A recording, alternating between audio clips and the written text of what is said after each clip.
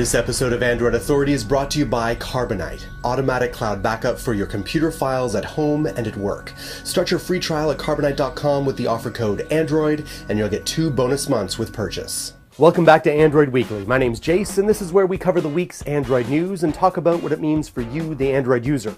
And so far, what it means for you is that you can now download KitKat 4.4.2 to your Android device. At least, some of us can. Others are left waiting patiently. You have checked for updates 72 times in the past 24 hours. Shut up. Stop checking or we will play bad Christmas music until your battery dies. So let's get started on that KitKat update that you may be lucky enough to get, 4.4.2. So far, this update seems pretty basic. It deals with clearing the VM indicator, fixing the delivery for the VM indicator, various additional software fixes, and security enhancements. But the bigger question must be is why, oh why, are there so many frequent updates that so few people can take advantage of? Good question. And I've dealt with the first part of that question in a show about 3 weeks ago titled Why Android Updates Take So Long. You can go and check that out if you haven't already. But the second part of that question deals with the kind of company that Google really is. They are an engineering company. Now, I know some of you may be thinking Microsoft and Apple and numerous other technological companies are engineering companies. Well, they're all tech companies, but they're not engineering focused in the same manner that Google is. You see, Google loves to make incremental improvements. And whereas, Apple, for example, in contrast, is more design focused. Although they're, engineering and tech company, they're more design focused. So when they push out a product, they want it to be much more polished, to be user friendly. They make a huge marketing push about that launch.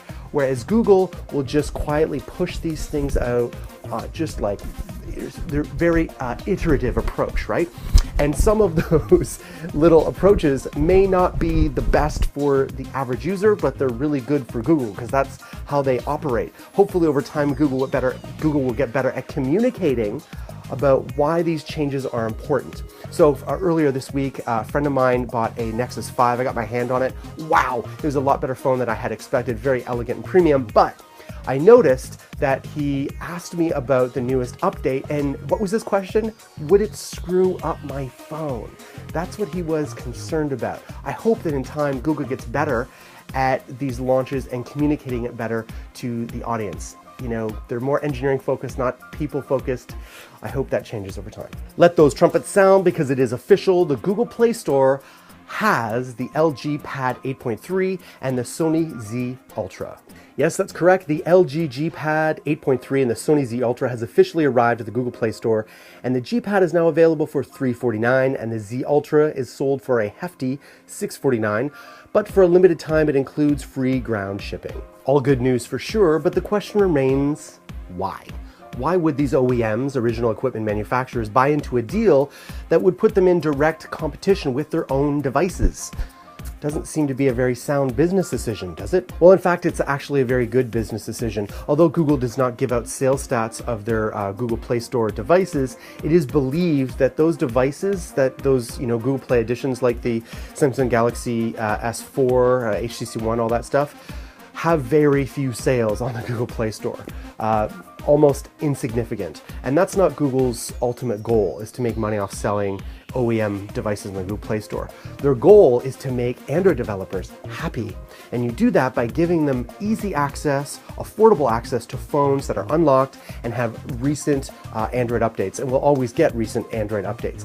Because for them to do their job, they need to be able to optimize on phones of different screen sizes of different hardware specs. This is a play to help developers and early adopters like us, not to ultimately make money selling hardware off the Google Play Store. So as many of you may have guessed, most of the time I'm a pretty happy man. I love my work and I love my gadgets. Sometimes a little too much. But sadly, I'm not always smart about how I go about it. You see, this is me when after many hours of work, my laptop died and I realized I forgot to back up my data. I'm so sorry. Now I know what you're thinking. You're thinking, Jace, hand over those geek credentials right now, because every true geek knows that you don't just back up your data to an external hard drive.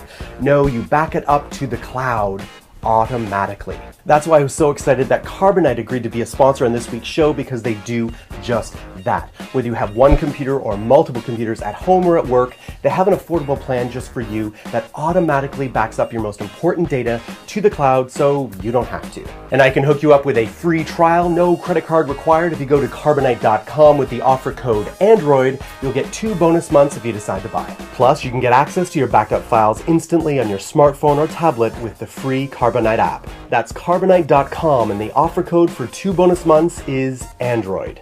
So when Microsoft recently made a bid to buy out Nokia's Unit and Services division, it was thought that that would be the end of any possibility that you'd ever see Android on a Nokia device. But we have learned that that is not the case. There is something called Normandy, which is an entry-level Android device manufactured by, you guessed it, Nokia.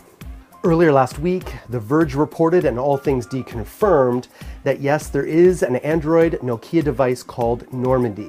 Now, there's no guarantee that Microsoft will ever let Normandy see the light of day, but reportedly, within Nokia, there is a sense that Redmond may be willing to pursue the project. Now, what is happening here, you ask? Is this just a project that Nokia had in the pipe before the Microsoft takeover? Or is this some sort of weird evil plan by Microsoft? I don't think so. I cannot see Microsoft pulling away in any way from its Windows Mobile platform, but we shall see. Tell me what you think in the comments below. Thanks for watching Android Peeps. You should know that on this channel, whether it's Josh, Joe, or the Tech Ninja Kevin, there's lots of great content for Android lovers. And remember, Like and subscribe. I know you're trying, very kind of you. Thank you. You're welcome. You are bald.